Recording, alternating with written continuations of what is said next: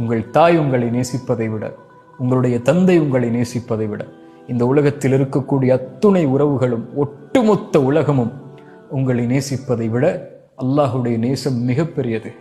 லா இலாஹ இல்லல்லாஹ் என்ற கலிமாவை மொழிவதற்கு அல்லாஹ் வாய்ப்பு கொடுத்தால் அல்லாஹ் நம்மை நேசிக்கிறான். பாவங்களில் இருந்து விலகி நன்மையின் பக்கம் முன்னேறுவதற்கு அல்லாஹ் வாய்ப்பு கொடுத்தால் அல்லாஹ் நம்மை நேசிக்கிறான். அவனை தொழுவதற்கு, அவனை சுஜூது செய்வதற்கு அல்லாஹ் எமக்கு வாய்ப்பு கொடுத்தால் அல்லாஹ் நம்மை நேசிக்கிறான்.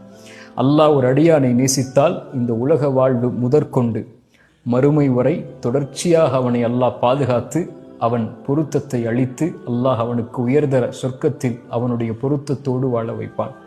ரசூலுல்லாஹி ஸல்லல்லாஹு அலைஹி வஸல்லம் அதைத்தான் நபி தாவூதுடைய பிரார்த்தனையில் கேட்குமாறு சொன்னார்கள். தாவூத் அலைஹிஸ்ஸலாமுடைய பிரார்த்தனையில் ஒன்று அது அல்லாஹும்ம, சொல்லுங்கள், அல்லாஹும்ம இன்னி அஸ்அலுக ஹுப்பக், யா அல்லாஹ் உன் நேசத்தை எனக்கு கொடு.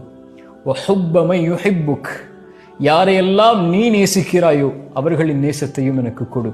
வல் அமல் அல்லதி யுபல்லிகுனி ஹுப்பக், யா அல்லாஹ் உன் நேசத்தை அடையக்கூடிய செயல்பாடுகளுக்கு எனக்கு வழிகாட்டு.